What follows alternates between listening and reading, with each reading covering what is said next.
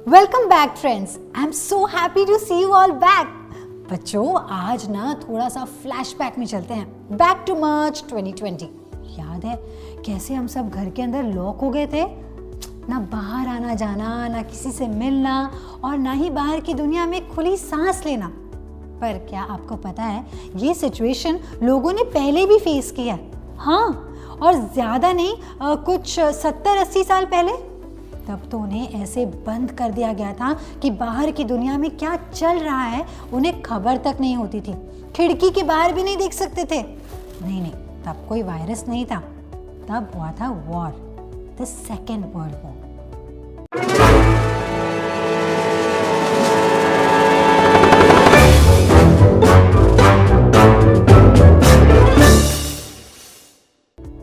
आप सोच रहे होंगे ना कि मैं आज आपको वॉर के बारे में क्यों बता रही हूँ?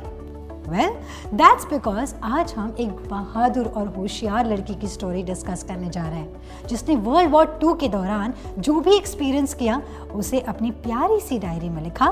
आगे जाकर वही डायरी एक बुक के रूप में पब्लिश हुई और दुनिया भर में फेमस हो गई।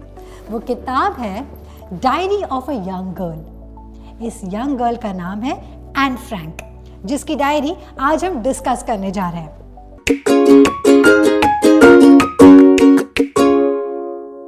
वैसे आपको बता दूं कि एन ने ये डायरी ओरिजिनली डच लैंग्वेज में लिखी थी। ये ऐसी पहली डच बुक है जो बाद में 70 से भी ज्यादा लैंग्वेजेस में पब्लिश हुई। तो जानते हैं कि एन ने ये डायरी एग्जैक्टली क्यों, कब और कहाँ लिखी थी।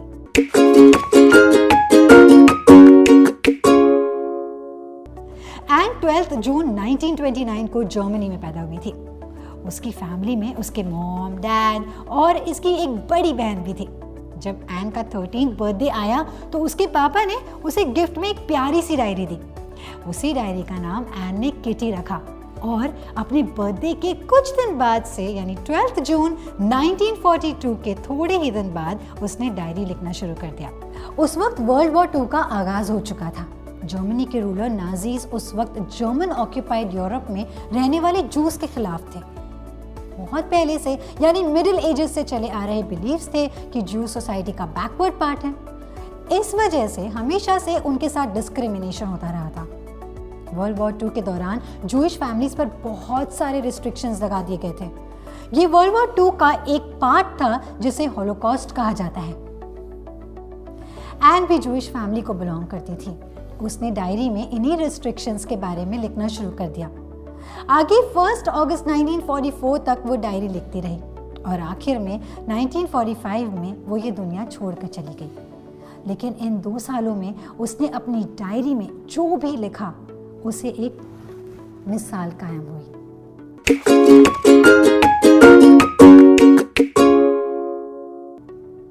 इस किताब को हम एन फ्रैंक की ऑटोबायोग्राफी कह सकते हैं, क्योंकि एन ने 15 साल की अपनी जिंदगी के बारे में लगभग सब कुछ इस किताब में बताया है। उनकी जिंदगी में जितने भी पड़ाव आए, जितनी ट्रांसफॉर्मेशंस आई, उन सब के बारे में लिखा है। साथ ही साथ उनके मन में कई सवाल आते थे जो वो डायरी में लिखती थी। ऐसा जरूरी नहीं था कि हर सवाल का जवाब उन्हें मिलता हो, पर फिर भी उन्होंने अपनी क्यूरियोसिटी को कभी दबा के नहीं रखा। 1942 से लेकर 1944 तक एन की लाइफ के वो 2 साल एक टीनेजर के माइंड का परफेक्ट रिफ्लेक्शन है।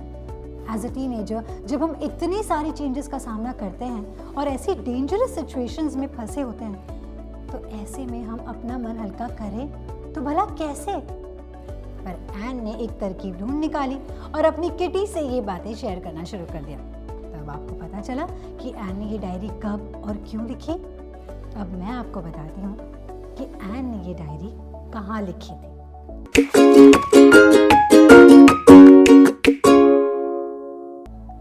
बचपन में हम सब की तरह एन भी एक हंसती खेलती स्कूल जाती बच्ची थी। उनके बहुत सारे फ्रेंड्स थे और उनकी फेवरेट पेट थी कैट।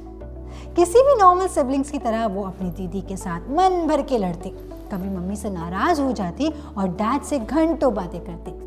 उनकी दादी भी उनके बहुत करीब थी। अपनी लाइफ के 13 साल ऐसे हैप्पीली बिताने के बाद कुछ ऐसी सिचुएशंस बन गई कि एन और उनकी फैमिली को अपना खुद का घर छोड़कर जाना पड़ा। जूइश फैमिलीज पर लगाए गए रिस्ट्रिक्शंस की वजह से उनकी जान खतरे में थी।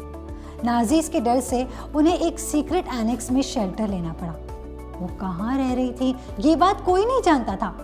वो सीक्रेट एनेक्स में और भी जूइश फैमिलीज शेल्टर ले रही थी। एन को शुरुआती दिनों में एनेक्स में रहना काफी मुश्किल लग रहा था। इतनी सी बच्ची ऐसी जगह में कैद हो गई थी जहां जरा सी आवाज करना, जोर से बात करना, खिड़कियां खोलना, हंसना, सब कुछ खतरे से कम नहीं था। वो पहले से ही अपनी बहन से चिढ़ती थी, माँ से झगड़ती थी और अब 24/7 उनके साथ बैठे रहने के सिवा उनके पास कोई भी ऑप्शन नहीं था। एन ने अपनी किटी को टेबल पर रखा और मन में जितनी भी बातें आ रही थी वो सब लिखना शुरू कर दिया।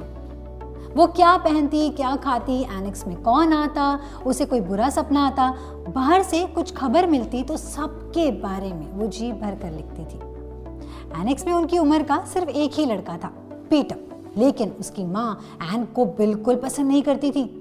एन का उससे अक्सर झगड़ा होता था।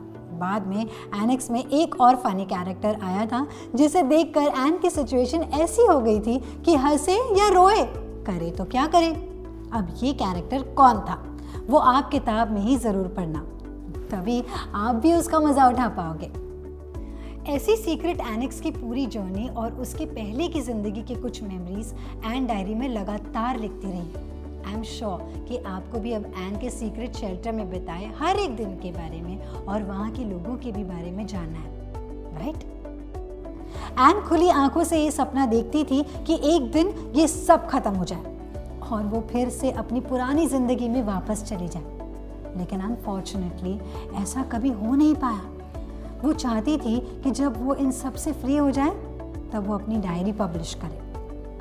खैर, ये बात डायरी में मेंशन नहीं है, बट बताया जाता है कि एन और उनकी फैमिली को सीक्रेट एनेक्स से पकड़ा गया और जूइश कैंप में भेजा गया। वो कैसे पकड़े गए, किसने उनकी लोकेशन रिवील की, इस बात का कभी पता नहीं चला। उसी जूइश कैंप में फैली हुई इन्फेक्शियस बीमारी की वजह से एन की डेथ हो गई। उसकी फैमिली से सिर्फ एन के पापा उस कैंप से सही सलामत वापस आए और लकीली एन की डायरी सेफली उन तक पहुंच गई। एन की विश पूरी करते हुए उन्होंने ये डायरी किताब में बदली और फिर जाकर इतनी बहादुर लड़की की कहानी पूरी दुनिया पढ़ पाई।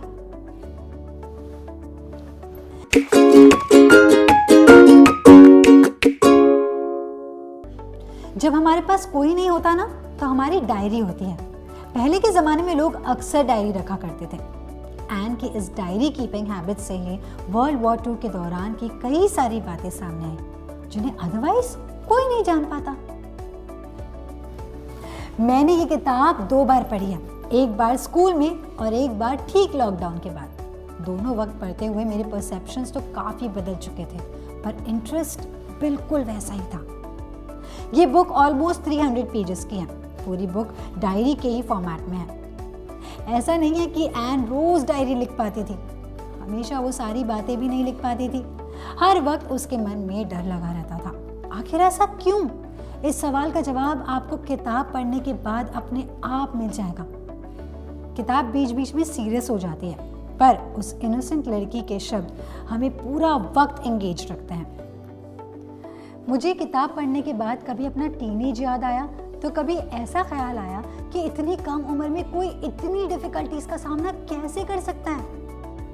एन और ऐसे कई लोगों ने जब सच्चाई दुनिया के सामने रखी तब आगे आने वाले कई अटैक्स और वॉर से दुनिया बच पाई। पता है आपको, इस बुक को कमिंग ऑफ एज भी कहा जाता है। कमिंग ऑफ एज मतलब लीड कैरेक्टर के चाइल्डहुड से लेकर अडल्टहुड तक के ट्रांजिशन जो इस बुक में दिखाया गया है।